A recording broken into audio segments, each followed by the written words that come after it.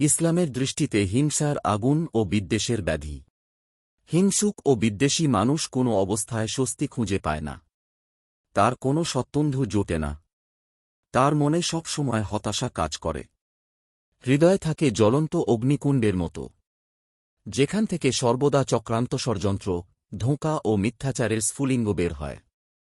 সে সর্বদা নিজেকে বিজয়ী ভাবে, অথচ সেই সবচেয়ে পরাজিত। সে নিজেকে বীর ভাবে, অথচ সেই সবচেয়ে ভীরু। হিংসা কাকে বলে?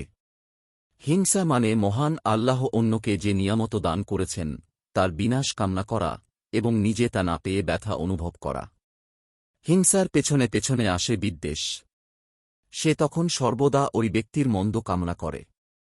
যেমন মুমিনদের বিরুদ্ধে মুনাফিকদের আচরণ সম্পর্কে আল্লাহ বলেন, যদি তোমাদের কোনো কল্যাণ স্পর্শ করে তাতে তারা অসন্তুষ্ট হয়, আর যদি তোমাদের কোনো অকল্যাণ হয় তাতে তারা আনন্দিত হয়। সূরা আলে ইমরান আয়াত ১২০। কিছু মানুষের মনে হিংসা মজ্জাগত ও অনেকটা স্বভাবগত। সবখানে তারা নিজেদের হকদার মনে করে আর নিজেদের নিগৃহীত আবিষ্কার করে, অথচ আল্লাহর দেওয়া নিয়ামতের প্রতি তাদের ভ্রুক্ষেপ নেই, নিয়ামতের শুকরিয়া নেই। এমন লোকের ক্ষতি থেকে বাঁচতে প্রতিদিন আল্লাহর কাছে পানাহ চাইতে হবে। সূরা ফালাক ও নাস পড়ে পবিত্র কোরআনে এসেছে, এবং আমি আশ্রয় চাই হিংসুকের অনিষ্ট থেকে যখন সে হিংসা করে। সূরা ফালাক আয়াত ৫। হিংসার আগুনে পুড়ে ছারখার। হিংসাবিদ্বেষ অন্যকে হত্যা করার আগে নিজেকে হত্যা করে। মহান আল্লাহ বলেন, বলে দাও তোমরা তোমাদের রাগ নিয়ে মরো, নিশ্চয়ই আল্লাহ অন্তরের গোপন বিষয় সম্পর্কে পূর্ণ জ্ঞাত। সূরা আলে ইমরান আয়াত ১১৯।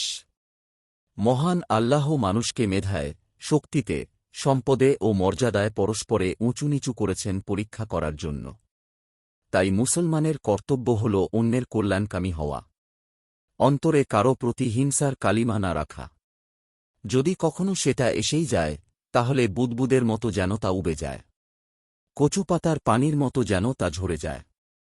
মহানবী সাল্লাল্লাহু আলাইহি ওয়াসাল্লাম বলেছেন, তোমরা পরস্পর বিচ্ছিন্ন হয় না, একে অন্যের পেছনে লেগে থেকো না, একে অন্যের প্রতি হিংসাবিদ্বেষ পোষণ করো না, বরং তোমরা আল্লাহর বান্দা হয়ে যাও, পরস্পর ভাই ভাই হয়ে যাও।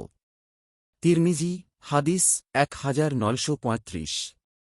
আত্মচিন্তায় বিভোর শকুনের কামনা যেমন গরুর মৃত্যু ডেকে আনে না, তেমনি হিংসুকের হিংসাও কারো নিয়ামত ছিনিয়ে নিতে পারে না।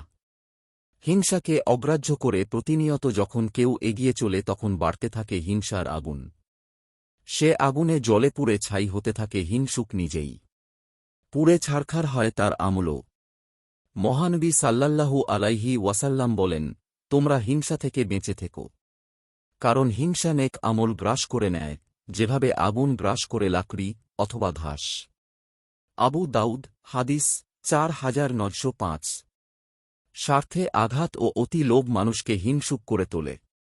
স্বার্থে আঘাত লাগলে এবং কখনও অতি লোভে মানুষ হিংসুক হয়ে ওঠে।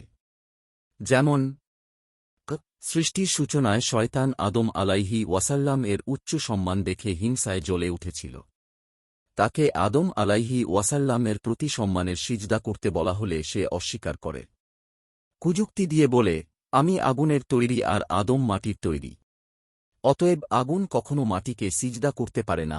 এভাবে সে হিংসা ও অহমিকা প্রদর্শন করে আল্লাহর হুকুম মানতে অস্বীকার করে, ফলে জান্নাত থেকে চিরকালের জন্য বিতাড়িত হয়।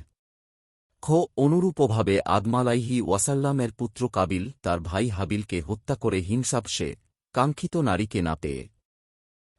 ইহুদিরা ভেবেছিল শেষ নবীর আগমন হবে তাদের বংশ থেকে, কিন্তু সেটা না হওয়ায় তারা খেপেছিল।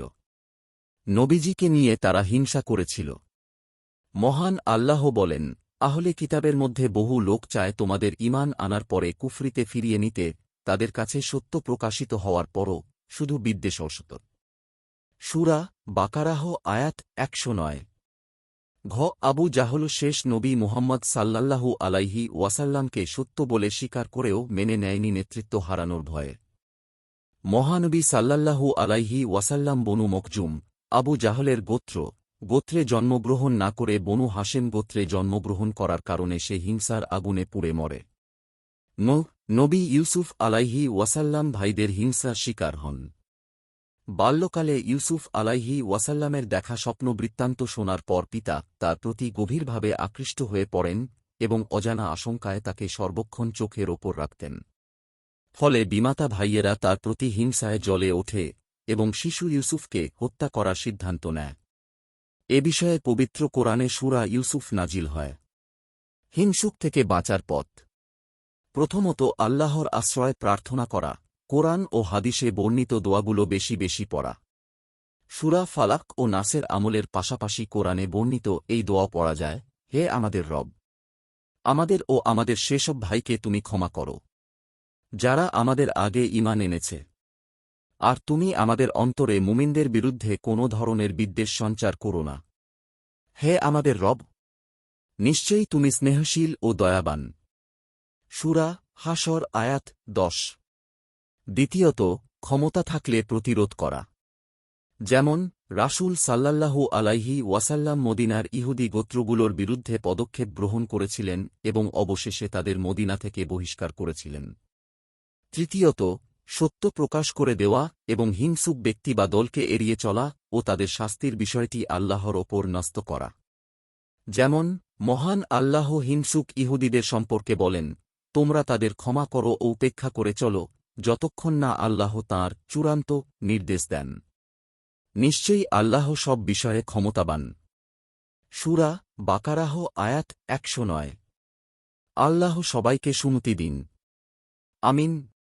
নিয়মিত ইসলামিক এবং স্বাস্থ্য বিষয়ক ভিডিও পেতে লাইক, কমেন্ট, ফলো এবং চ্যানেলটি সাবস্ক্রাইব করে পাশে থাকবেন। মহান আল্লাহ আপনাকে উত্তম যা দান করুক। আমিন।